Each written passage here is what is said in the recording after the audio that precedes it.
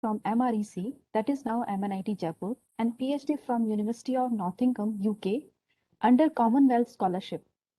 In his teaching and research career of more than 2 decades, he has been investigator of number of funded research projects, both national and international, in the area of optical communication and photonics, sponsored by reputed organizations like DRDO, DST, JSPCs, SERI, etc. are name of the few. He has successfully completed the Indo-UK Consortium project, CARI, which was a major multi-institutional project in the domain of microstructured optical fibers as a coordinator from MNIT Jaipur. He has been a host scientist for visiting fellows under C.V. Raman International Fellowship for African Researcher administered by Ministry of Science and Technology, Government of India, and hosts the scientists for visiting researchers under RTF DCS Fellowship Scheme for scientists for developing countries administered by NEM and SNT Center, Government of India. He has been conferred a Career Award for Young Teachers by the All India Council for Technical Education, AICTE, New Delhi, Government of India, and Derek Crick Prize of University of Nottingham for Excellence in Research. Sir is a senior member of IEEE USA, member of IEEE Photonics Society, and many more such societies. And Sir's research area includes fiber optics and communication, photonics, optical networks, numerical modeling, nonlinear photonics, photonic crystal, photovoltaic cells, and so on. I request Professor Vijay Janiani to deliver his lecture. Yeah, good afternoon to all of you, and thank you, Dr. Vinita, Dr. Amit. So, can I share my screen? Yes, sir.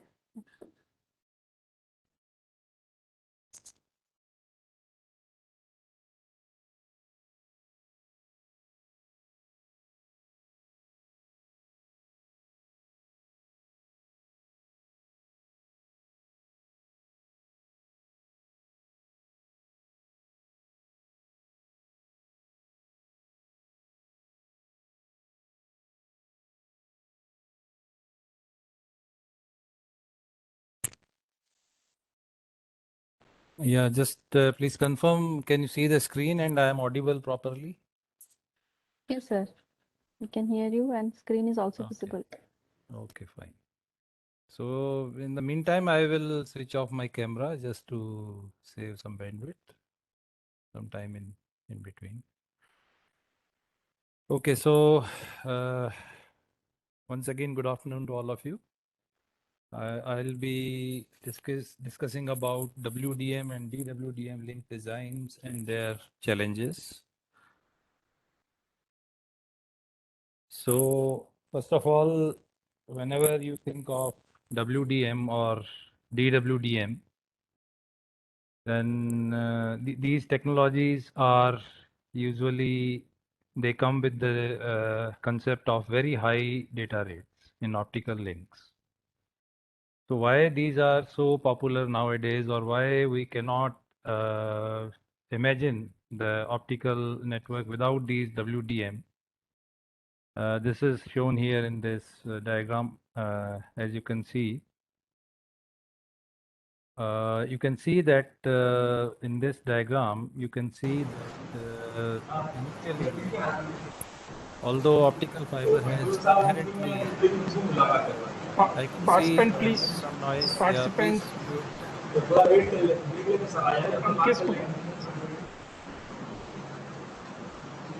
Girish Soni, Dr. Girish Soni.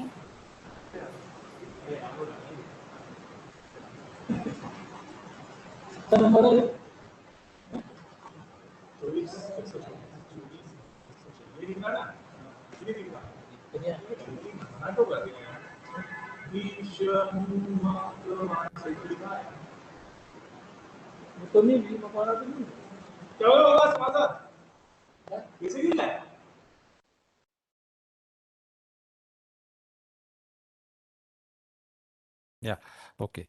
So as you can see from, am I audible or not? Yes, you are audible, Yeah, sir. yeah. Yes, sir. Yes, Okay, sir. okay. So there have been very rapid advances in optical technologies and techniques for high-speed fiber transmission in last few years. I will give you some figures later on. And here you can see in this diagram at the bottom that the speeds inherently they are very high in optical communication. We talk of speeds like 10 Gbps and 100 Gbps very commonly. But as the years progressed, as you can see on this axis, starting from 1980s and going to 2000 and then today, the speeds are continuously increasing. And this basically the initial increase was mainly because of TDM and modulation techniques, advanced modulation techniques, QPSK and QMSK and all these techniques. Then there was an invention of WDM sometime in about 50 years back. And then till you can see was a big jump here in the speed when this WDM was uh, invented. And here it has increased and it will keep on increasing for many more years. And then you can see the speed is going up to 100 terabits per second. 1 terabit is 10 is power 12 bits per second. And of course, now there is SDM coming up, which is phase division multiplexing. But the combination of these WDM and SDM is very important. WDM is not ending here. This is what I mean to say. WDM and SDM can be combined to give you even higher speeds. So in addition to increase in the data rate per channel, the number of channels per fiber is also increased through wavelength division multiplexing. WDM actually is wavelength division multiplexing. So just like you have time division multiplexing TDM, where I hope you know all of you that the channel is divided in time slots, various time slots, and each time slot is given to a user, and the next time slot is given to another user, and so on. WDM is again a multiplexing technology where you divide the channel not in terms of time but in terms of wavelength. So you divide the channel in different wavelengths, and each wavelength actually acts as a virtual channel or a virtual fiber. So this actually, this concept of WDM, it gave a big boost to the increase in the speed of optical communication systems. So let us go into some more depth of WDM. What is WDM and particularly in optical communication. So as I mentioned earlier, that WDM is based on the ability to transmit several light signals on a single fiber using different wavelengths. You have single fiber, just like DWDM fiber is nothing but a normal fiber, single mode fiber. So you have a fiber here, optical fiber, and the only difference between a point-to-point link, that is, you can say a single wavelength link, and a WDM system is that you have n number of light pulses of different wavelengths. Okay, you have 1, 2, 3, 4, 5, up to n number of wavelengths. And all you can see they are different, represented by different colors, red, green, blue. It simply indicates that you are using different wavelengths, not necessarily that you are using a red light or a green light or a blue light. It's not necessary. It is only a schematic visualization that all these N signals are having different wavelengths. Usually in WDM, in commercial system, they are not in the visible range. So you cannot say it is a red light or green light, but only for the sake of representation, we have shown here different wavelengths. So all these wavelengths, they come from N transmitters.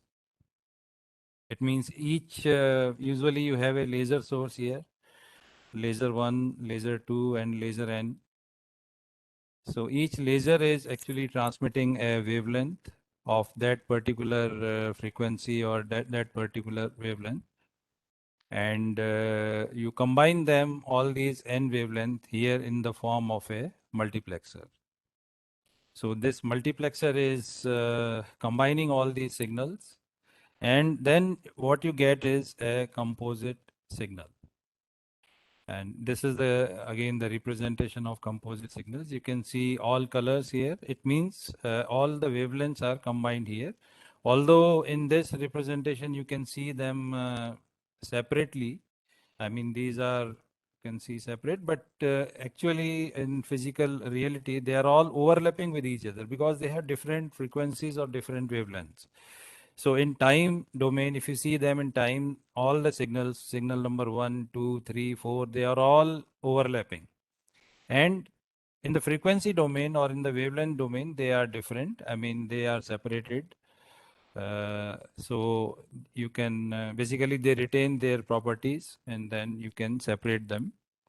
So once they transmit here, from here to here, then you can demultiplex them, just applying a reverse process of what we applied at the transmitter end. Now, one important thing here is that this optical fiber link, which I have shown here, although it looks like a very small length, but in reality, it can be very long. And in usually it may be 100 kilometers is quite common, or even 1,000 kilometers of length can be there. Because usually WDM networks or DWDM networks, they carry data of a very huge volume of data, let us say terabits and even more than that, over very long distances. Let us say from one continent to other continent. Let's say from US to UK or from US to India. There are undersea cables, very large cables, and they carry very huge amount of data with very high speed. So these distances can be very large. So here, when they arrive at the demultiplexer, you can demultiplex them. You have very high quality filters here. I will discuss them in slightly more detail. So they can filter, they are centered at a particular wavelength or particular frequency, and then they can filter out that particular signal from this composite signal into separate, you can say, channels or separate for separate users to end receivers. So as I said earlier, each wavelength actually behaves as if it has its own virtual fiber, although it is a single fiber for all, but you can treat them like virtual fibers or independent fibers. Of course, there are problems. I mean, interference or intersymbol interference or interchannel interference are there that you have to take care of. But as far as I mean the concept is concerned, you can treat each signal as a virtual fiber. So these are some of the important features of WDM technique, wavelength division multiplexing. It is a multiplexing and multiple access technology. As I said, around 50 years ago, it started to emerge, and today it is a very well established and very mature technology. You cannot think of internet, what we are using today, without WDM.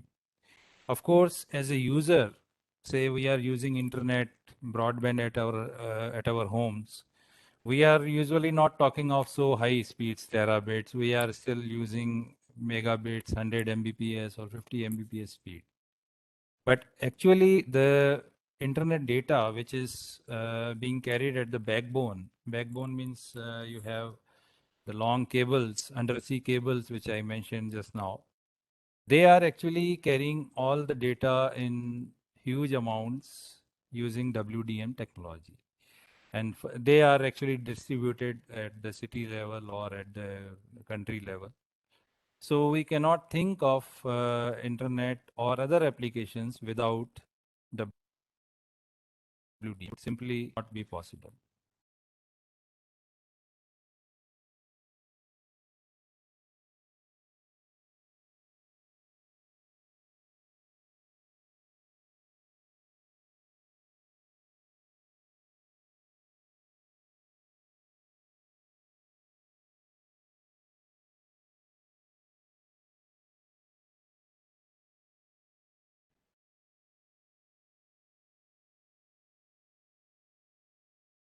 I think internet from sir side is slow.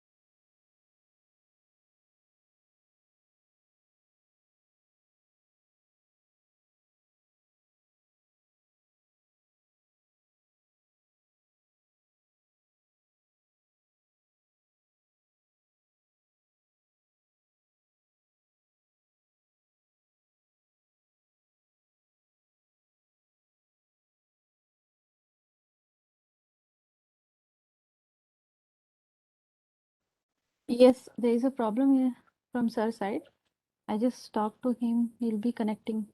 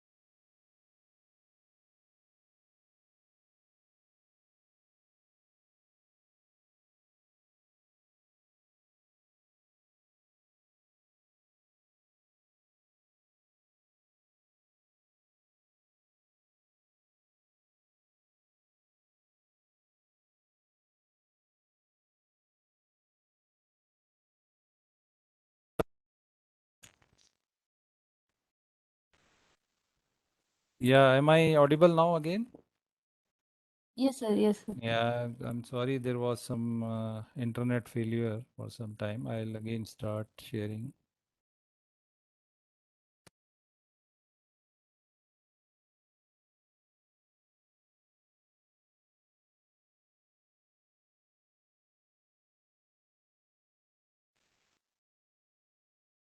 Yeah, can you just tell me where did we got cut off? Somewhere here? Yes, sir. On the Yeah, third and fourth yeah, one. yeah. Okay. So what I was saying is that here we are talking of commercial systems are well within 20 terabits per second, but I was saying that research is always one step ahead of your commercial deployment. So in research, we are working on 100 terabits per second or even more than that. So in some years, probably we'll have commercial systems of up to 100 terabits per second. And then I mentioned that the capital expenditure is very small in this DWDM system. Although money involved initially is very high, very large, because if I talk of laying down a cable in undersea cable, okay, and then maintaining that system and then putting amplifiers, it's very expensive, very huge amount of money is involved. But if we see the data per unit cost or per unit money, then it is a big saving because data involved is very, very large. And that is mainly because we are sharing the resources, we are sharing a single channel, we are sharing transmitters and receiver costs between more data sources or users. So till today, I mean, we cannot see any direct alternative to long haul WDM. Now, when we are working at such high speeds and such long distances, naturally it is not easy to design such high data rate systems and link design. So what are the key issues involved in this uh, high data rate and WDM link design systems? They will always require multiplexing. And as I mentioned, TDM is one option, but TDM is not feasible at such high speeds. As you can see in the next point here, TDM has a limit since too high bitrate is limited by the supporting electronics. Because the problem is that even though we talk of all optical systems today, but still we are far from reality. We always have some electronics involved in the optics, I mean, fiber optic communication. There is always some part of electronics involved. And in TDM, if you try to increase the speed too much, let us say if I talk of terabits or even higher speeds, basically this bottleneck comes from this electronics, and you cannot have such components of electronics which can keep pace with such high data rates, which are easily handled by optical technology. So naturally, TDM is TDM alone, you can say, is not an option in high data rate link design. Of course, you can combine TDM plus WDM, or simply only WDM you can have to have very high speeds. Dispersion effects also come into play at high bit rates. These are very important and very significant issues. And as I mentioned, you have long distances around 1,000 kilometers. And you also might be knowing that the optical fibers have a attenuation. It's very small, but not zero, usually 0.2 dB per kilometer. So when you talk of thousands kilometers, then of course, although this is per kilometer, it is small, but it becomes significant when we talk of such long distances. So you cannot have one single link of 1,000 kilometers without any amplifiers. You need to put amplifiers. So the amplifiers are very important, you can say, concept or design criteria in WDM systems, because if this is a WDM system, I told you there are n number of channels here, n frequencies or n wavelengths. And all these wavelengths are traveling together, and this amplifier has a huge responsibility here to amplify all these signals equally and with same gain and flat gain, and all many requirements are there.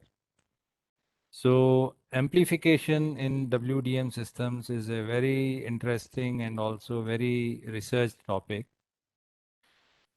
Normally you have EDFAs, optical amplifiers such as EDFAs provide excellent inline amplification, but they can degrade SNR. I will discuss this more about this in one of the later slides. Now, apart from installing amplifiers, it is very difficult to use amplifiers because, as I mentioned, let us say you have a 100 or 1,000 kilometer link which is under sea. It is under the sea, and that cable is continuously going from one continent to other. Just imagine how difficult it would be to use amplifiers there and to maintain them. So to minimize, you always want to put, let's say you have 1,000 kilometers again. This is 1,000 kilometers, and then you put amplifiers. You want to put minimum number of amplifiers along this. Minimum number of amplifiers, because it will reduce your cost, it will reduce your maintenance efforts. So yeah, just confirm I'm writing with my pen. Is it visible to you all? Yes, sir. Yes, sir. Okay. It is. So to use minimum number of amplifiers, what we can do is we can increase the amount of input power. That's a very simple solution. Because why we are using amplifiers? Because the signal is actually reaching a very small level here, because it is continuously being attenuated. So one very simple solution which looks very straightforward is that you can increase the input power. So instead of, let us say, 1 watt, if you apply 10 watt here, then you will be reducing the use of amplifiers. But the things are not so easy, because as you increase the input power, the fiber nonlinearities, they can come into picture. I will discuss them slightly later on. So you cannot increase the power beyond a certain limit, because it increases the nonlinearities in the fiber, and it dramatically degrades the transmission performance when the signal power exceeds a certain threshold. Now, why it is important in WDM? It is very significant because you are already having many channels. Let us say 256 channels, which is quite common nowadays. So 256 channels you are having. Each channel or each signal is having its own limited power. And that you multiply by 256, it becomes a very large amount of power. So you already have very high amount of power in the fiber, and then so you have only limited, you can say, flexibility to increase further the input power. So nonlinear effects that come into play are cell phase modulation, XPM, that is cross phase modulation, four-wave mixing, Raman scattering, and they are more important in WDM system. These effects are also present in a single, you can say, single channel fiber to fiber link, point to point link. But in case of WDM, because you are having many channels in this fiber propagating together, these effects, they become very significant and very, very important. So it is very crucial to control these parameters. Otherwise, they will degrade your complete system. So higher bitrate transmission requires larger optical signal to noise ratio. Obviously, because signal to noise ratio is very crucial. It controls your bit error rate. You cannot afford to have much error in the system. So use of advanced optical modulation formats can significantly lower the required system OSNR, because there are a number of modulation formats. Again, I will give you some information later on. So you can pick and choose whichever modulation format is suitable to your application, and then you can see. So you have to control all these things. In the previous slide, I told you that there is dispersion, and then there are amplifiers, and then EDFAs, and here you talk of nonlinearities. So the design of such a system, very high speed system such as WDM, is very, very typical. If you try to improve one parameter, the other parameter degrades. If you try to improve the second one, the third one degrades. So you have to make a very, you can say, intelligent choice of parameters here, so that whatever application you are targeting, that is fulfilled. So summarily, this is the key design issues that are to be taken care of by any designer. Selection of appropriate fiber, of course, that is the first starting point. There are single mode and multi-mode fibers, SMF and MMF. Almost exclusively, when you are talking of WDM link or very high speed link, almost always you use a single mode fiber. This MMF fiber can be used for small distances or smaller data rates, but for higher data rates, this is almost never used. Then the selection of appropriate wavelength band is very, very important. Which wavelength you should be operating. Okay, so you know that optical fiber is made of silica, and then silica has some attenuation characteristics. I will discuss that later on, some attenuation, and then you choose that wavelength only which has a smaller attenuation. This is attenuation and this is wavelength. So that wavelength which is having the lowest attenuation, this one or this one, that you can choose, so that Why you choose a smaller attenuation? Because you want to use minimum number of amplifiers. You do not want to use amplifiers in n number of amplifiers. You just want to make a trade-off there. So you choose that wavelength which is very having very small attenuation, so that overall attenuation along the length of the fiber is small. Selection of appropriate devices, including amplifiers. Now, this is very important. You can have a light source, usually LED or laser. But again, for high-speed data links, WDM, this is never used, and this is almost always the choice. And then amplifiers, EDFAs are optical amplifiers. This is erbium doped fiber amplifier. You cannot use your normal that RC coupled amplifiers or RF amplifiers. You cannot use here in optical domain. They will not work at this such high frequencies.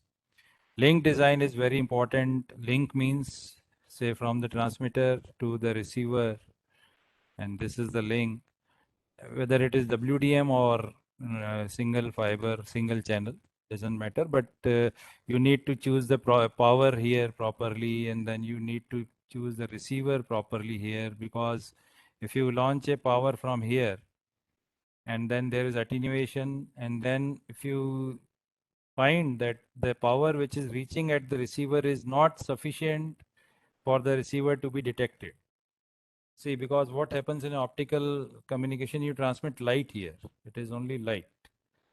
And this, at the transmitting end, this light is modulated by the digital signal, electrical signal. And at the receiver, you have to convert this light back into the electrical form. So if that receiver is having low sensitivity, or it is not having sufficient, you can say, capability to detect that, then your choice of parameters is incorrect and you need to redesign. Dispersion management is very important in such high speed systems, and your WDM, DWDM systems. You have dispersion shifted fibers or non-zero dispersion shifted fibers. These are special types of fibers which are used. Nonlinear effects I already mentioned, and I will discuss one more slide there. Modulation formats are very important. So all these parameters, you see, there are a number of such parameters.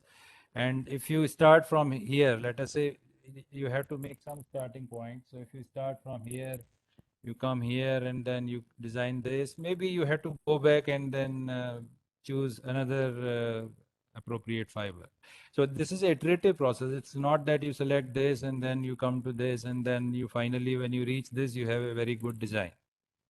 It's not always possible. So it may be that you have to do some, you may have to break the sequence also from here. Maybe you can start from this point, or maybe you can start from this point. So all parameters have to be seen together. There is no first or no last, and there is no less important or no more important. All are very important here. So these are again the optical link parameters which I mentioned. Uh, these are all listed here. Course, how you select a multi-mode or single mode optical fiber, what are the various parameters. Then coming to the source of light, LED or laser diode, you have a lot of parameters: emission wavelength, spectral line weight, what should be the output power, what should be the area emission pattern. And similarly at the receiver end, you need to have a proper receiver. Whether there are normally two choices, you have either pin photodiode or avalanche photodiode. So what is their responsivity, what is their sensitivity?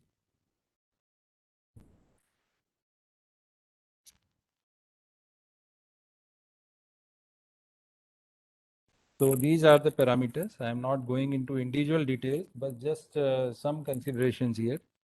Wavelength of operation, as you know, either you can choose 800 to 900 nanometer or maybe 1500 nanometer. I will discuss this later on. You can have a choose a source which is either LED or laser. I told you that laser is almost always used. It is, although it is having a higher cost and transmitter circuitry is more complex as compared to LED, but always for long distance communication you use laser. Now, in general, in a DWDM system, dense is DWDM, dense wavelength division multiplexing system. We need to a laser with only one line. And this spectrum is very important. If you see in this diagram, this is, you can say, the spectrum of a laser. Although we say that laser, it is known as a single frequency source and a coherent source. We all know that how laser works. So, I mean, but theoretically it is a single wavelength source, but practically it is not a single wavelength. You can have a large spectral width here. Of course, LED, if you compare with LED, LED will be having even larger bandwidth. So that is not desirable. But if you talk of a laser, you will have multiple modes here. You can see different modes here. So this also is problematic for your DWDM system. You actually need this thing. You need this type of spectrum, only a single very short band, so that there is no interference from anywhere. So in general, the narrower the line width, the better, but this will usually be a cost benefit trade-off. This I say as the line width. Ideally, I want this type of spectrum. I just need a single line here. This is amplitude and this is wavelength. I just need a one wavelength here, ideally. But it will not never be ideal. So it will be something like this. And smaller is this line width, better is the system. The soliton pulses are also useful for in place of laser pulse.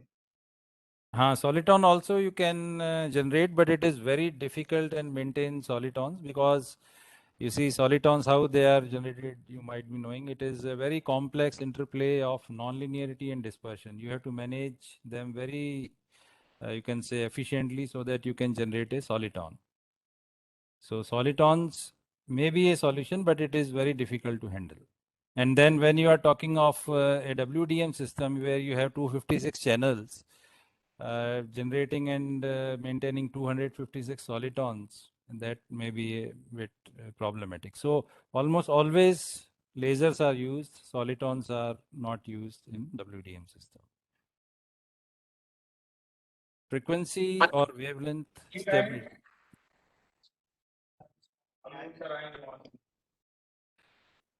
Frequency or Please mute wavelength. yourself, Deepak. Okay, so wavelength frequency stability is another very, very important issue. In single channel system using incoherent detection, a bit of instability you can manage or you don't mind that. But let me give you an example here. Let us say I have a WDM system here, WDM or DWDM. Now we also have, just for your information, ultra dense wavelength division multiplexing. I will explain to you all these. DWDM or WDM or ultra dense wavelength division multiplexing.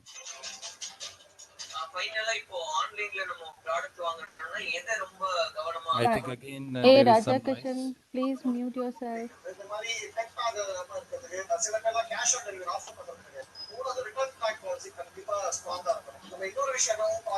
Maybe you, Vinita, you have some administrative rights. You can mute all. Yes, sir, we are doing really.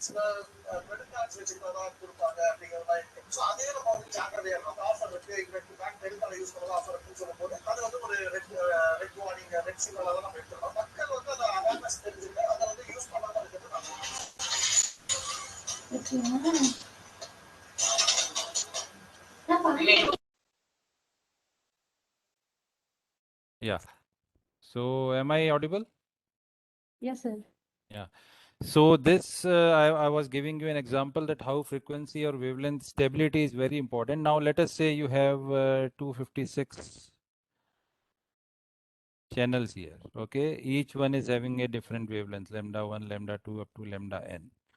This each wavelength is generated by a corresponding laser. Okay, laser 1, laser 2, and this is laser n. Now you see, I will tell you later on, these wavelengths are very closely spaced to each other, very close.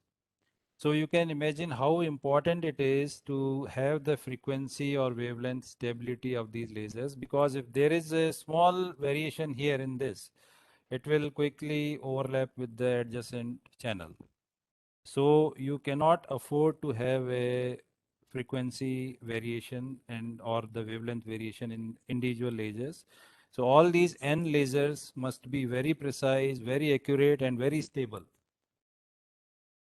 So the key problem here is the drift of lasers wavelength over time, perhaps a year or two. So because we are talking of very high energy levels involved in laser, and that material also degrades with time. So it is very difficult. I mean, it's not easy to maintain a WDM system. So all these things are there. Photo detector I have already mentioned to you. This also I mentioned that how what parameters you can look when you are designing a optical fiber or choosing an optical fiber, single mode or multi-mode, step or graded index, light source. It also is affected by whether you have a single mode or multi-mode. Amount of dispersion, because some fibers may have more dispersion, some may have less dispersion. Light emitting diodes tend to be used with multi-mode fibers. So as I mentioned to you, in WDM systems, you always use single mode fibers and lasers as the sources. There are reasons for that. Probably you will understand during, you might be knowing, but later on you will get more idea. So how the wavelength selection for WDM systems based on attenuation characteristics. This I mentioned that you have silica fiber, silica material, and it is well known, it is a standard that this red curve, if you see, this is the attenuation characteristics. This is in dB per kilometer attenuation, and this is the wavelength. So this is the attenuation characteristics of silica fiber, because silica is most commonly used for making fibers. It is low cost, found in plenty. So, so here you can see that these are the areas where your attenuation is lowest. Okay, here it is small. Here the attenuation is very large, so it is not used for optical communication. This particularly, there are three wavelengths which are used for optical communication. One is 850 nanometers or 0.85 micrometers, and then 1.3 micrometers, and then 1.55 micrometers. One is somewhere here, this one is somewhere here, and this one is somewhere here. So these are the three windows. You can call them as first window, second window, and the third window. They are commonly called like this in optical domain. So these are the wavelengths which are chosen for optical communication over silica fibers. Remember, it is for silica because silica has such characteristics. Okay, now coming on to this WDM, how this attenuation characteristics is the same diagram which I showed you last slide. This is the attenuation characteristics of silica fiber. Now here you see that you have, this was the first window somewhere here, first window, this is the second window, this is the third window. So in third window, you have a large, huge band of 15 terahertz total, you can say separation, which is having a lower attenuation. Here you have another 14 terahertz of lower attenuation window. Here you can put your wavelength anywhere, and here you can put your wavelength anywhere. Now, the thing in optical fiber communication is that it is such a huge amount of band. If you just pass a single frequency here, it's just one wavelength, and so your band is underutilized. It is not utilized properly. So what you do, because you have such large amount of data or large amount of bandwidth available, you can divide this into further subbands. You can see it is 1535 to 1562, or yeah, nanometers, or 1.535 micrometers to 1.562 micrometers. And this band actually shown here enlarged, you can see you can divide this into different subbands. Subbands means each smaller band can carry its own carrier signal, and the spacing between these is very important. See, it's around 110 gigahertz spacing. One thing you should note, we are operating on such a high bandwidth and such high frequencies of terahertz, and there we are talking of separation in the range of gigahertz. It is a commendable, you can say, technology. We are talking of so high frequencies, and that there we are talking of such a small resolution in gigahertz. So 110 gigahertz of channel spacing, actually in wavelength it is 0.8 nanometer. You can also have 0.4 nanometer spacing. So the smaller is the spacing, you will have more channels in this given band. You can go to 0.2 nanometers also. But the problem is you can keep on going. I mean, you can say that I want to pack, say, more channels here instead of 256 channels. Let's say I have 500 channels or maybe 1000 channels. The only problem is fiber can handle this, but you need to have all the components also. You need to have very good quality lasers. If you remember this thing here. Yeah, here. I mentioned to you that the frequency spacing of lasers, which are used to generate these signals, it becomes very close if you increase the number of channels. And then it is very difficult to maintain this separate, because even there is a small drift, it will try to interfere with the adjacent channel. So yes, okay, I mean, we can reduce this to any level, but the supporting circuitry or the supporting devices should be able to handle this. Further, at the receiver end, you need to demultiplex these signals also. So earlier normal WDM, actually you can see here, there were just two wavelengths used. One wavelength was here, the other wavelength was used here. So the two wavelengths, and it was the simplest wavelength division multiplexing system.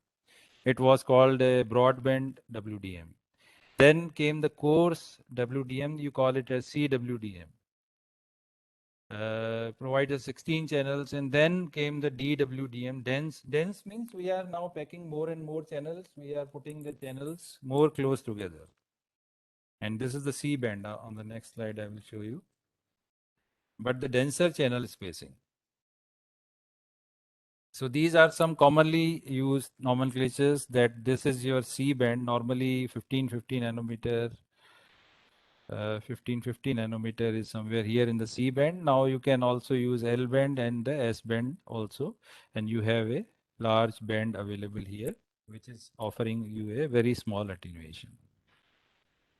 So you can see here the number of multiplex channels is much larger than CWDM and DWDM.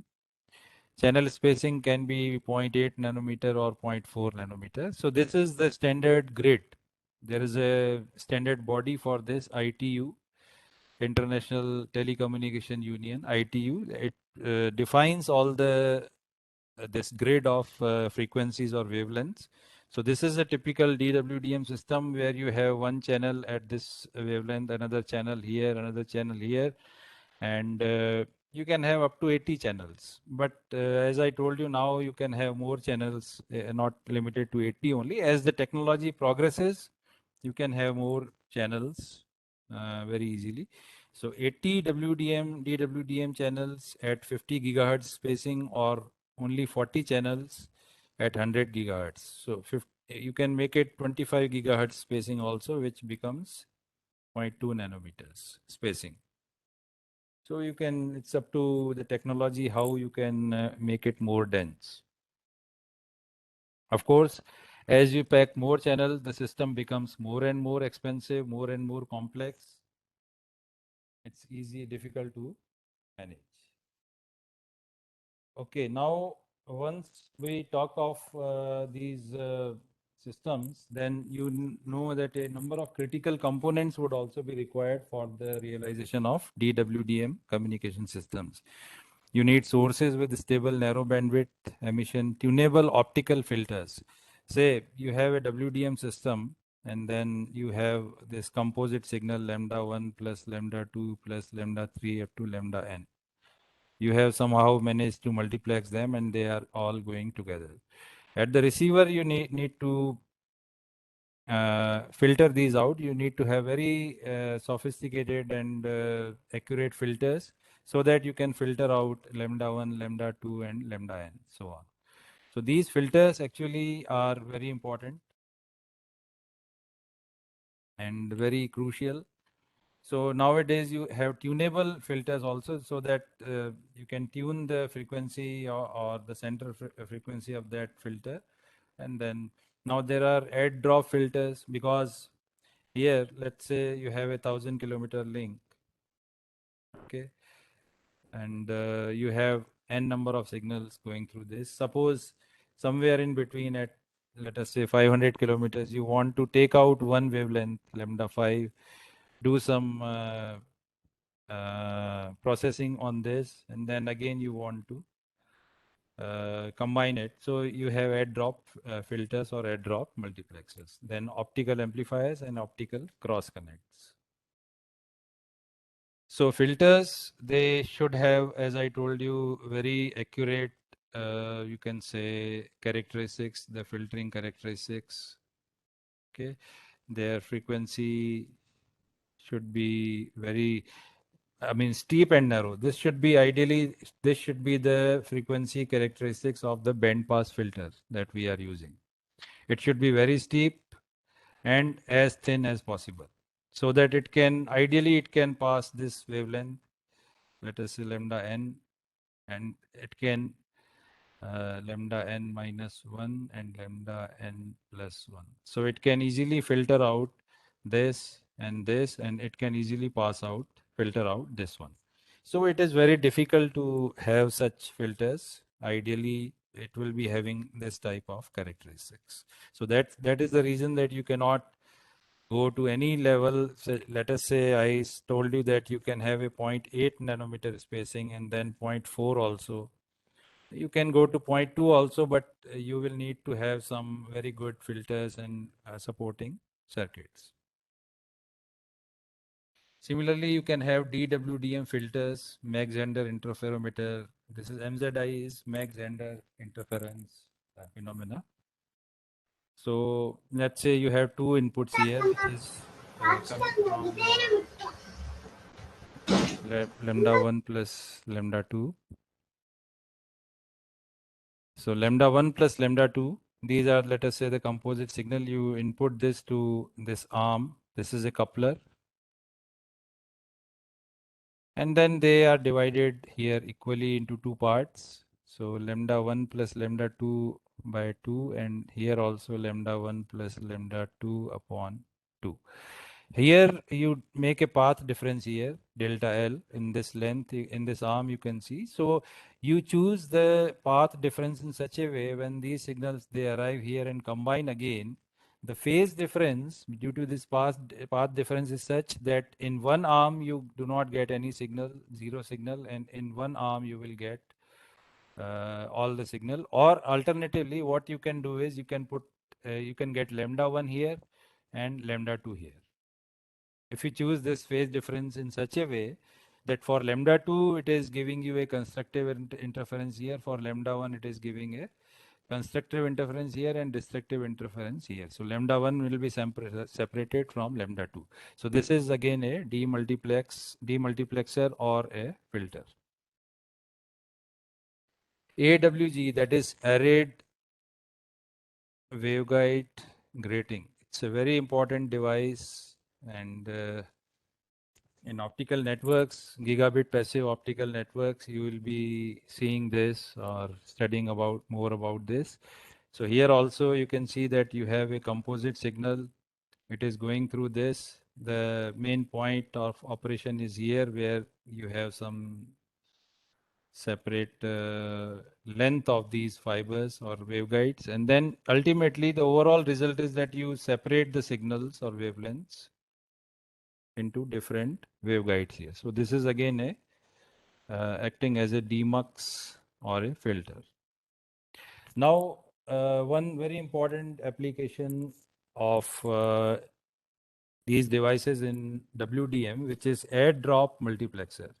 So as I mentioned to you, that suppose you want to, let us say you have n number of channels, lambda n, lambda 1 to lambda n, and they are going through this, and this is the receiver. So let's say in between you want to take out one wavelength, let us say lambda 3, and then you want to do some some pre-processing or some post-processing, and then you want to again add it to this bunch of wavelengths. So this function taking out, this is called drop, and this is called add. So it is called, this is done by a device called add drop multiplexer. So how it is done, let us say in this diagram, you have 4 wavelengths, let us say, shown by different colors, and they are all passing through this fiber. This is a fiber. This is a circulator, and this is a fiber Bragg grating. So I'm not sure if you are aware that this fiber Bragg grating has a very beautiful property that all signals which are going through this, it will reflect only one signal and it will pass on the remaining signals. So let me clear this slide. Yeah. So this FBG has a very beautiful and important property that any signal, any group of signals actually, which is going through this and trying to pass through this, it will reflect only one frequency. In this example, you can see that this red color is just an example here I am showing. Again, red color doesn't mean that it is just a symbolic that you have different colors here, different wavelengths. So this red wavelength actually is reflected back. The other 3 wavelengths, they pass through this grating without any difficulty or without any attenuation. Now this wavelength which is reflected back, because it is a circulator, it doesn't go back, it actually comes here and it is dropped. Now you can do whatever processing here, and then suppose you want to add this again. Let us say this is, you want to add this. You again launch this wavelength here from this point. It will, because it is a circulator, it will not, basically it will not go this way, it will again go this way. Okay. And it will be reflected back because this is a tunable FBG, and it is reflecting this red signal, and it is again going through the circulator, and then so this is the operation of add and drop. Dispersion compensation is very, very important in WDM systems. So what is dispersion? First of all, let me try to explain this to you. You have a fiber here. It's a big, long fiber, let us say 100 kilometers. If you launch a pulse into this, very nice pulse, if you are launching into this, and it is propagating through this, of course, there will be attenuation. Attenuation will try to reduce its amplitude, but there is also dispersion. Now, dispersion is nothing but when this pulse travels through this and reaches at the output, it will be distorted like this. You see, it is different from the attenuation or the loss. I mean, this pulse, it becomes broadened like this. So this is called the dispersion. Of course, the amplitude has decreased, but it has not decreased because of attenuation. It has decreased because of the dispersion phenomena. because it has spread. Now, the power has now distributed or spread in this. So this is very important. Dispersion is very significant and important phenomena, and it needs to be compensated, because this dispersion is not good, because if you have these pulses, such pulses going on through optical fiber, and then they disperse, they will overlap with each other and they will give you a bit error rate. So to compensate the dispersion, you see this is the input pulse. It is going through a fiber and it is dispersed. I mean, you can see why different colors, because it means it is now spanning a long, you can say, duration, or you can say it is broadened. So now you have some either dispersion compensating fiber or some other arrangement which I am showing here at the bottom. And then this pulse is dispersed and then it again is compensated. It again becomes very nice pulse as it started in the beginning. So this is again a arrangement based on a circulator arrangement. It is actually not apodized. It may be apodized, but it is actually a chirped grating here. Chirped FBG. Now what happens, this dispersed pulse, which I have shown here, it is actually made to pass through this circulator. It goes through this chirped grating. And when it is reflected back, because it is a chirped grating, not a normal grating, so what it will do is it will reflect some frequencies earlier, some wavelengths later. And when it comes out, again, they are all at the same place or same, you can say, delay. So the dispersion has been compensated. These are some nonlinear effects which are very important in WDM, particularly in WDM. They are all there in non-WDM, I mean single channel system also, but they are particularly important in your WDM systems. So you have cell phase modulation. It is caused by the Kerr effect. I will show you it on the next slide. So all these nonlinear effects, broadly you can classify them into Kerr effect and stimulated scattering. So Kerr effect, basically what is Kerr effect? I'm showing you on the next slide that when the signal is passing through the optical fiber, the refractive index, let us say if I say the refractive index is N, now this refractive index actually changes as the signal propagates through this. So your refractive index is dependent on the intensity of light. It is not a constant, but it depends on the intensity of light. So that you can classify different phenomena: cell phase modulation, cross phase modulation, four-way mixing, and stimulated scattering. You have Raman scattering and Brillouin scattering. So these are some, comparison of SPM, XPM, and four-way mixing. This is also another effect which is very important. So this nonlinear susceptibility, which I am saying, nonlinear susceptibility is actually, you can say it is related to your refractive index. It is another parameter. A refractive index is related to your dielectric, relative dielectric permittivity, and this is actually related to your chi. You call it as chi, and this is actually the susceptibility, symbol for susceptibility. So it is a third order nonlinear susceptibility. So the effect of this thing, which is nothing but Kerr effect, this is nothing but Kerr effect. We call it after the name of the scientist, Kerr effect. There is a phase shift due to pulse itself, and then when you have multiple signals, particularly in WDM, then the phase of this actually it affects this, this affects this, this affects this. So there is a complex phenomena that is called cross phase modulation, and four-way mixing also is there. This is the Kerr effect I already explained, so I'm not going into details. Now all these phenomena, the Kerr effect and SPM, XPM, they can significantly affect your system performance, and degradation mechanism induced by SPM and XPM can affect various multi-level modulation formats. So let us say this is your PSK and ASK. You can see this constellation diagram here. So you can see that usually this dark circles, they represent the constellation diagrams or the dots. But because of this effect of SPM and XPM, you can see there is a slight shifting of this. It may be a random shifting. So you can see that whenever the receiver tries to make a decision based on this, if this degradation is too much, it will make an error. You will have bit error rate increased.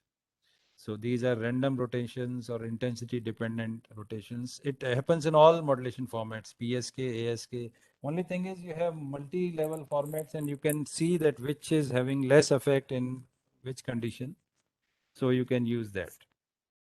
Four-way mixing, I will straight away come to this diagram. The four-way mixing is very important in, particularly in WDM systems. Basically, it tells you that if you have two wavelengths, this omega 1 and omega 2 or frequencies, angular frequencies, this is corresponding to lambda 1 and lambda 2. And if such a signal is passing through a fiber which is having a nonlinearity, nonlinear fiber, then because of the nonlinearity and phase shifts, you will have multiple frequencies generated. These are spurious signals. Okay. So think of what happens in your WDM system. You have, let us say you have, let us say 100 channels like this, 1, 2, 3, 4, 5, 6, 7, 8, and n number of channels. All they are going together through this optical fiber. And because of this four-way mixing, this phenomena, let us say these two wavelengths or these two signals, they generate another frequency here. Let's say they generate another frequency here. But there is already a frequency or wavelength positioned at this place. So naturally this green, this I am showing by green, this signal, spurious signal which has been generated by interaction of these two, it will interfere with the signal which was already present here. Similarly, every two wavelengths, if your nonlinear effects are more, every two wavelengths in this, they will create their own pair of, you can say, such frequencies. Spurious frequencies. So you can imagine that how difficult then it is to manage this things in a WDM system. So let me.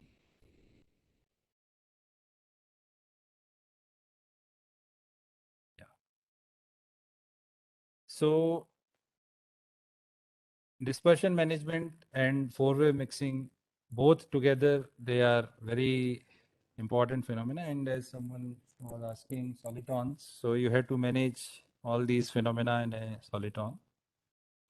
Because soliton is a very, you can say, very fragile and unstable type of ones. So you have to take a lot of care. There are, usually the dispersion is advised or it is recommended to be 0. Ideally, if you have this 0 dispersion, then it is the best. But sometimes in WDM systems, you deliberately want to introduce some dispersion. You call these as non-zero dispersion shifted fibers. It is because when you try to incorporate a small delta amount of dispersion, actually it is helpful in reducing or controlling your four-way mixing. So these are different, trade-offs that you want or that you can make so that this complete system gives you the desired performance. Non-linearities, how to reduce the non-linearities? The non-linearities are proportional to N2 upon A effective. Suppose you have your fiber and then your signal is propagating here in this. So what is the effective area of this core of the fiber? The effective area, A effective, That is very important. If you have a very small core, then your effective area will be small and then your nonlinearity will be very high nonlinearity. So that's not good.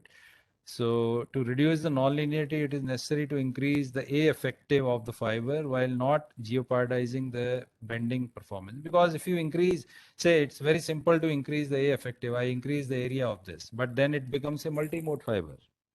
It's not a single mode. Your other problems increase. You increase the dispersion here. So A effective, you have to be very careful, and then there are some different, many refractive index profiles. I mean, normally what is your refractive index profile? It is something like this. This is the core index, cladding index, and this is your core index. So you have many different refractive index profiles. You have dispersion flattened, or you can have a wedge shaped or W shaped or ring type, this arrangement, depressed cladding. This is depressed cladding. So all these are different, you can say, index profiles which you can use to see that which gives you a better result. Say if you try to increase the nonlinearity, dispersion may increase, or if you try vice versa. So you have to make a compromise there. So Raman effect is another very important effect, as I mentioned to you in the previous table. Raman effect is that any laser or any wavelength, let us say lambda laser, the laser light, when it falls on this system, then what may happen because of this Raman effect or Raman scattering, this is named after the Indian physicist Sir Venkat Raman, Chandrasekhar Venkat Raman. So what may happen that when this laser strikes this molecule here and there is a Raman effect, then it may generate three output, you can say, frequencies. One is the same at the same wavelength. This is the scattered light. Lambda scatter is lambda laser. So there is no change in the wavelength of scattered light. It is called the Rayleigh scattering. But these two are important, the remaining two. Here, the wavelength of the scattered light is greater than the wavelength of laser, and here it is less than. I mean, the important point is they are different here. Here the wavelength of light is scattered is different from your input. Here also it is different from the input. Here it is the same. So what is the significance of this? Let us see on the next slide, this one. Okay, let us say this is a WDM system, WDM channels without Raman scattering. So you have very nice, let us say, channels, all are carrying individual powers along the length of the fiber. Okay, and this is 1530 to 1540 nanometers. But as I said, when you have the Raman effect and you have this thing, I mean, not this one, that one wavelength actually is producing another two wavelengths, where one may be higher or it may be lower. So let's say this wavelength is causing a Raman effect and it is producing a wavelength which is coinciding with this. So here you will have more power in this wavelength. This will have even more power. This will have even more power, because the power is being transferred by scattering from one wavelength to other wavelength. So you see there is an increase in the power. This is not at all desirable in a WDM system, because if you allow this to continue for some distance, your whole system will collapse very shortly. So it has to be controlled. Then amplifier issues, as I mentioned right in the beginning, it is very, very important issue, because amplifiers, you want to put minimum amplifiers. You don't want to put more amplifiers, because they are costly to install and to manage. But also you cannot avoid them completely. And once you install optical amplifier, EDFA normally, let us say this is EDFA, you have n number of channels going through this fiber. The requirement of this EDFA are very, very crucial, because you want to amplify all these signals together. When they pass through this amplifier by the same amount, there should be it should be a wideband amplifier, and it should provide equal gain to all the you can say signals. You do not want them to provide different gains. So this is the schematic of let us say you have a transmitter here. You have a optical fiber, let us say 50 kilometers. Then you put a amplifier, EDFA. Then again you have, let us say 50 kilometers. Then again you have a EDFA, let us say EDFA1, EDFA2, EDFA3, and so on. Now you see what happens to the optical power in this along the distance, transmission distance. This may be, let us say, 1000 kilometers. So you start with some power here. Okay, let us say, just an example, let us say 10 watt. Okay, just an example I'm giving you. So this booster amplifier, it amplifies the power here. Then when it passes through the optical fiber, there is a continuous attenuation, fiber attenuation. As I told you, it is 0.2 dB per kilometer minimum. Okay, so there is attenuation. Now here you find that the power has reduced so much that if you continue without amplifier, you will lose everything. Your link will be lost. So you put an amplifier here, which amplifies the signal here. And again, there is attenuation. Again, you put an amplifier again, and so on. So ultimately, when you reach here at the output, okay, you end up with the same power which you started. The same power you can see you are getting at the output.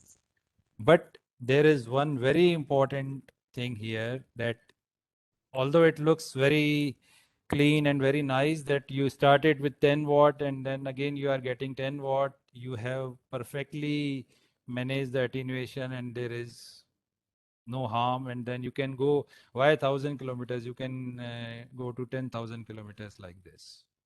Okay, you will need more amplifiers, that's all. But this is not the case. Why? Because each amplifier actually which you put, you know that it degrades your signal to noise ratio slightly, because amplifier has its own noise also. Not only it amplifies noise, it generates its own noise also. So after each amplification, basically your signal to noise ratio is slightly degraded. So once you reach from this point to this point, okay, you have the same power, but the content of signal in this, or other words, if you find out the signal to noise ratio, it will be much poorer than what you had at this point. So this you cannot go indefinitely, and you need to basically look into this from this point of view. So EDFAs are one of the most popular optical amplifiers. They are called inline amplifiers. You know why inline amplifiers? Because you see the structure of this fiber, EDFA. This is erbium doped fiber amplifier. It is nothing but a fiber itself. It is a fiber.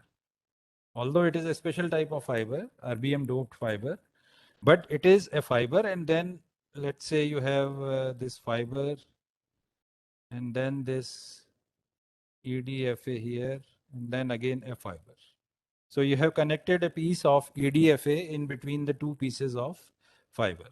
So basically that's why you called it as an inline fiber, because it doesn't, I mean, it fits very nicely into this whole arrangement, because it itself is a fiber. So it doesn't look like it is some foreign component which you have added here.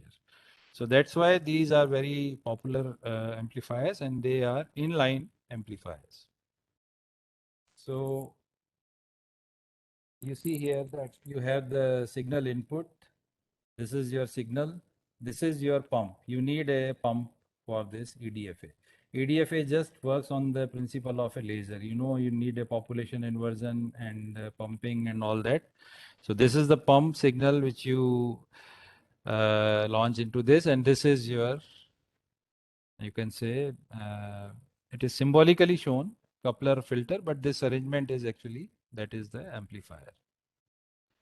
Maybe this is a coupler, and then you need many components. Here it is shown as to be EDFA because you need to combine this coupler, this pumping power with the signal power. So maybe you can say it is a coupling device. It couples. Then there is a splice basically because you want, as I told you here, you want to connect this fiber to a EDFA. So you need some splicing here. And then when this composite signal of, now this may be a EDFA signal, this WDM signal. It may be n number of channels, n channels, okay? And this is a pump signal. So pump signal actually amplifies, helps in population inversion, and then it is amplified, and then you get a amplification out of EDFA. So this is the EDFA operating principle. I am not going into details. Now this is a very important, very important slide because it tells you how the gain spectrum of an EDFA looks like with respect to wavelength. This is the output power, or you can say the gain also. This is the gain of EDFA, gain of EDFA with respect to wavelength versus wavelength. So you see that the output power from a EDFA actually, it is something like this. So you can observe from this, it is more or less constant, more or less, not exactly, but still this thing is very significant because you have, let us say now you have WDM channels here, 1 channel, 2 channel, 3 channel. I am showing the position of the WDM channels on this wavelength scale, 4, 5, 6, and let us say n channels. So now you see that this lambda 1 is having this much gain, lambda 2 is having this much gain, lambda 3 is having this much gain. So although this variation is not huge, it is a very small variation in the gain, but still this wavelength is getting, let us say this is an amplifier here. So lambda 1 was getting a gain of, let us say 10, whereas lambda 2 was getting a gain of, let us say 20. Lambda 3 is again getting a gain of, let us say 15. So this thing is very, very serious in WDM because ultimately you put another amplifier here, you put a third amplifier here. All the amplifiers are EDFAs and they have the same characteristics. So for this lambda 2, you provided more gain here. Again, you provide more gain here. Again, you provide more gain here for lambda 2. For this wavelength, you provide less gain. Here also you provide less. So ultimately what happens after n number of such EDFA amplifiers, ultimately you will find that one of the wavelength has become very large in amplitude. The other wavelength has become very, very small. It means that the strong is getting stronger, weak is getting weaker. So this is not good neither for society nor for this optical communication where you have different wavelengths. So it is very, very important to manage this gain spectrum of EDFA so that you have a flat gain spectrum. There are some techniques. Gain flattening of EDFAs is a very important, you can say, aspect or important topic. Normally what you do is, let us say you have these 3 channels. It is going through amplifier. Now it is uneven gain at the output. So you put some filter which has just the reverse characteristics of this. So, this is the gain of amplifier. This is the gain of not the gain, but the characteristics of the filter. So it is just like opposite of this. So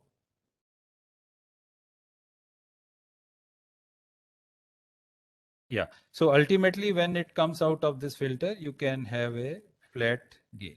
So this is very important to have a flat gain. Gain optimization is also there. You can see you have to optimize the gain also. You cannot keep on increasing the length of the EDFA because your pump power is limited. You have pump power also, and then you have limited, you can say, capability of EDFA, because EDFA gain, it depends on the length. The more the length, the more the gain, but only up to a certain extent. You can see after that the gain starts to decrease. So this I have already mentioned to you. Cascaded EDFAs, that is, you need to take care of the signal to noise ratio very, very carefully. I will skip these equations. Yeah, this let us focus on this diagram. This is the case of a cascaded EDFAs. That is, I have, let us say, 50 number of such EDFAs at regular intervals. So my power is this. Stage number. Stage number is means you have some fiber and then some EDFA. Some fiber and then some EDFA. Some fiber and then some EDFA. So stage 1, stage 2. So we have, let us say, 100 stages.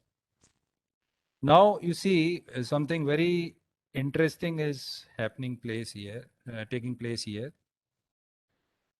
Your P output.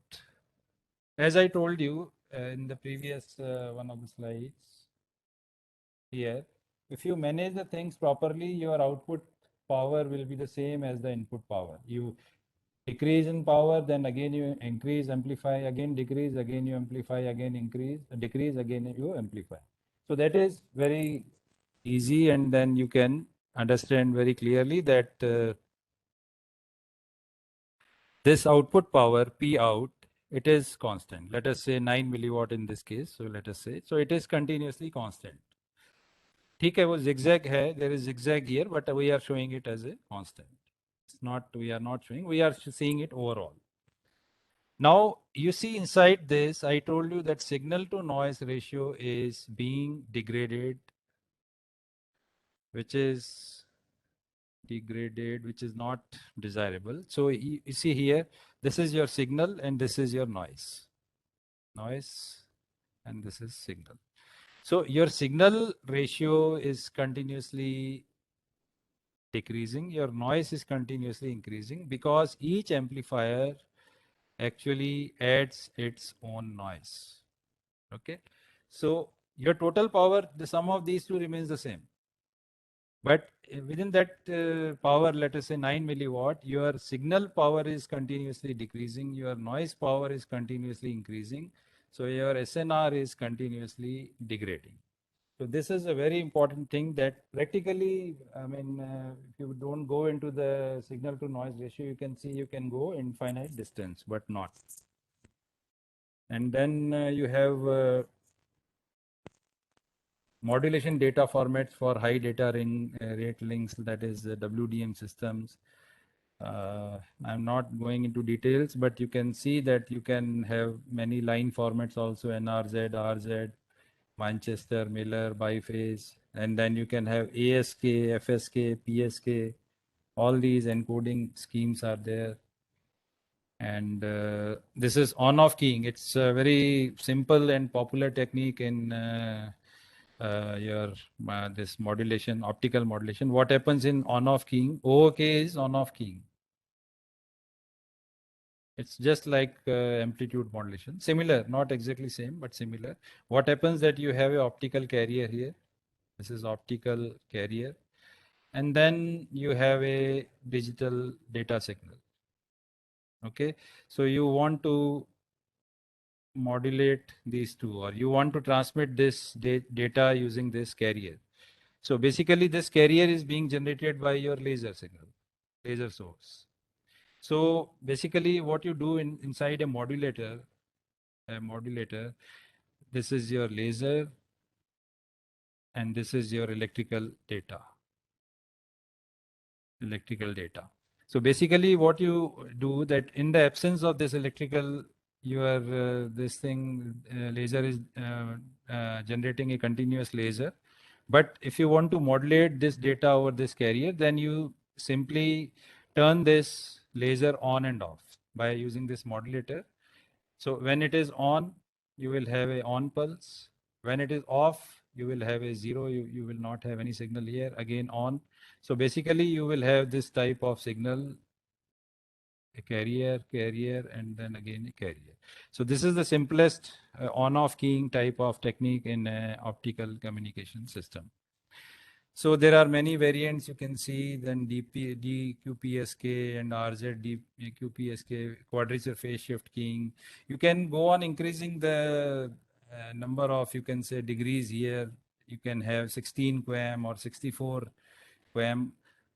Only thing is, I mean, the capacity is increasing, but your signal to noise ratio, that has to be taken care. It will keep on decreasing.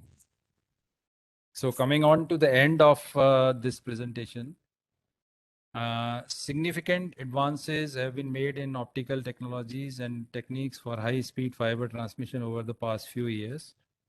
And they are expected to continue to advance to meet the challenges in future optical networks. Again, this diagram you can see, this is WDM per fiber. Okay, these two. And as I mentioned, WDM per fiber means you have one fiber, physical fiber, and then you have many WDM channels going into this fiber. And the speeds you can see, we are in the terabits per second, 10, 100 terabits, and even more. And this is the products, this is the research. Okay, this is somewhere we are around. So this you can see that with the advent of WDM, there was a sudden increase in the speed, gigabits to terabits.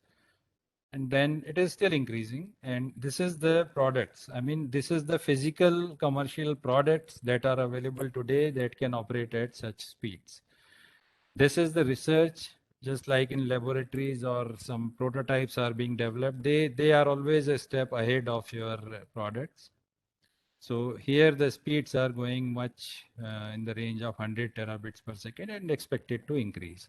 And again, as I mentioned earlier, if you combine this with SDM, space division multiplexing, and WDM, and also you can combine TDM also.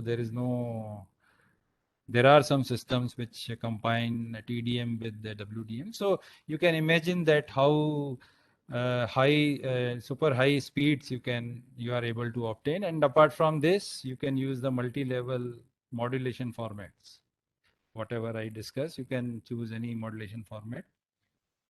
So only thing is that the things become slightly more complex as you try to increase the spectral efficiency of your system. Management also becomes expensive and difficult. You have to put amplifiers, very good quality amplifiers. You need to have very stable lasers. You need to have very sharp filters, which can actually filter out the signals. So it is further going to increase in the future. So thank you very much. I would like to close this and take up any questions if you have. Yes, participants, please. If you have any questions, then please. Good evening, sir. Yeah, good evening. So, we know that WDM increases the system capacity. Like there are many channels and each operating at, so let's say 10 GPS. We have 10 channels, then it will be 100 GPS. So, but will it be able to increase the bit rate of each channel? But as after demultiplexing, where the channel will be operating at 10 GPS or it will be operating at 100 GPS only? No, see, as I mentioned earlier, that bitrate you are increasing, you are talking about the time division multiplexing, or you are trying to increase the bitrate. Yes, sir. Bitrate you can increase only up to a certain extent, because whatever electronics or whatever components you are using, they cannot handle such very high speeds. Let us say you talk of a single channel, not WDM, a single channel of terabits per second. It means you are sending terabits, 10 or 12 bits per second. Would your device or your receiver or your amplifier or whatever, would it be able to handle so much speed? No, it will not be able to handle. So there is a limit on increasing the bit rate. So the remedy is that you increase the number of channels. Each channel you can how much bitrate you can go into each channel, you can go up to that limit. But beyond that, of course, there is a limit. So you can increase the number of channels by WDM, and further you can increase it by using space division multiplier. Okay, sir. Sir, another question is there. As you have told that the EDFA has a non-uniform gain. So, what is the practical? So, if you have 80 channels, so is the wavelength filter, which is called wavelength selective filters, these are applicable now? Yeah, Or yeah, how why to? not? They are applicable, and see, you have to design a filter accordingly so that whatever gain variation is there, then you have to nullify that gain. Of course, you cannot have a perfect flat gain. So that is why there is a limitation of the distance also, that say if you say after 1,000 kilometers, one wavelength has increased so much and the other wavelength has decreased to so much that you cannot say it is a feasible system. So that puts a limit on that. But there are actually ways you can put the gain flattening techniques, just like the filter I have shown you. There are other techniques also, so they are applicable. And one more thing I need to tell you, that the gain of EDFA, the EDFA amplifier is a very good amplifier because it has a relatively flat gain. वो तो हम micro level पे देखते हैं तो उसमें हमें दिखता है कि there is a variation. But if you see the gain diagram, gain spectrum, it is relatively flat over the C band. And outside the C band, it is much variation is there. Even more variation is there. So within the C band, it is, I mean, it's not bad. I mean, the gain spectrum is quite good, but it is not the ideal. It is not the best. So you need to put some further filters or some further gain flattening techniques to flatten it further or to minimize the bad effect of that. So, sir, last question, sir. What is the smallest spacing? Sir, what is Smallest spacing in channel? WDM, in DWDM? And now it Yeah, is I mentioned it's around 4. You can also work on 0.2. In some advanced systems, you can go up to 0.2 nanometer, but you see all technology needs to support that. You need to have good lasers, you need to have good filters, you need to have everything, you need a very high quality components. So 0.4 is quite common nowadays. 0.4 nanometer, which is 50 gigahertz spacing, that is very commonly used. okay, sir. Thank you, sir. Okay. Okay, so anyone else? Yes, sir. I have a question. Oh. Hello, sir. Hello. Yes, Yes, please. you can ask. You can ask. Yes, sir. Yes, sir. Thank you for this beautiful presentation, sir. Is there any designing software for the doping amplifier? Or It is- EDFA?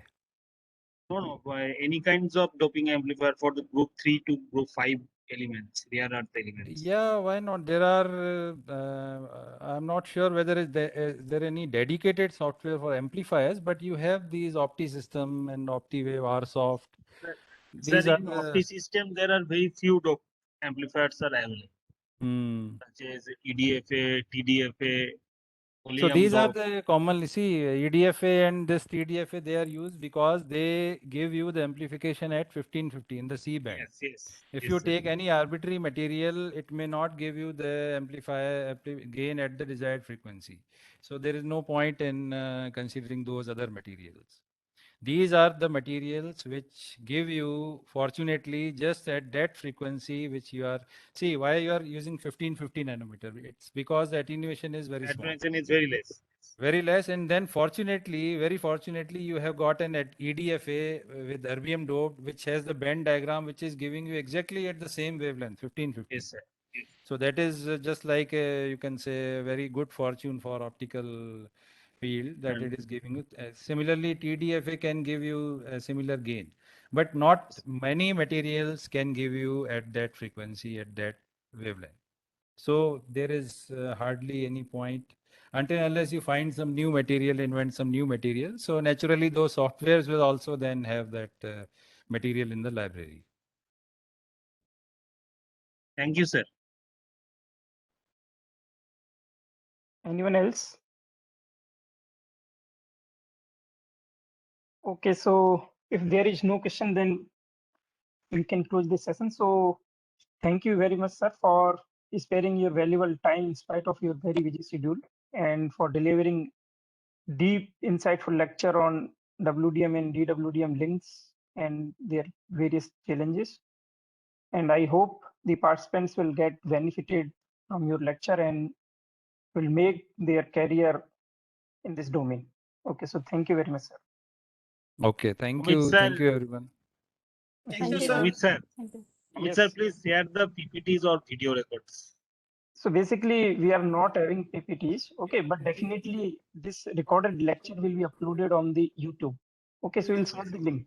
So you can get each and everything from there. Okay. Thank you, Amit sir. Thank you. Okay, yeah. Okay, thank you. Okay, thank you, sir. Thank you, sir. Thank you. And participants, please. So now the third session will start tomorrow from 9:30. So please be there. Okay, it starts 9:30.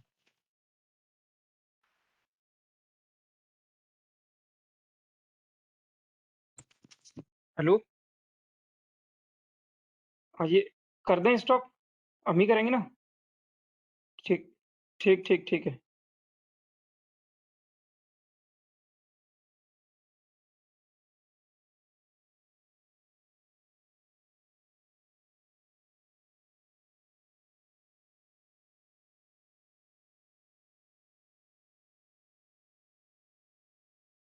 there is any feedback or attendance, sir?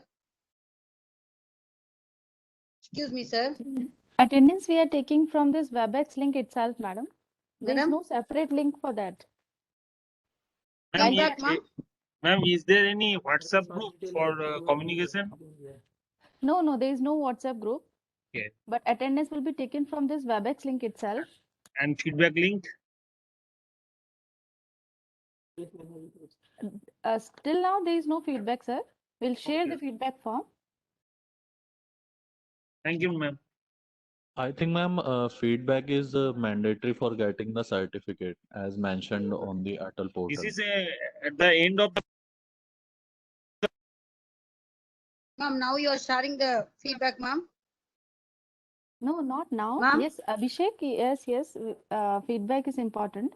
We'll share When the you will share, feedback ma'am? forms. Not Okay. now. In some session, we'll take the feedback and we'll share that with you. Right now, it's not there. yes, after the exam. Okay? Okay. Yes, ma'am. Okay, ma'am. We can wind up, ma'am. Yes. Thank you, ma'am. Okay, ma'am. Tomorrow Thank you. morning, 9:30, ma'am. Yes, 9:30. In the same link. Ma'am, it's unable to hear. Tomorrow morning, 9:30, ma'am. Yes, 9:30, madam. And the same link. 9:32. What is the timing, ma'am? And please share the schedule which we shared on Ma'am, the. timing, ma'am. Okay, ma'am. We'll see you, ma'am. Thank you, ma'am.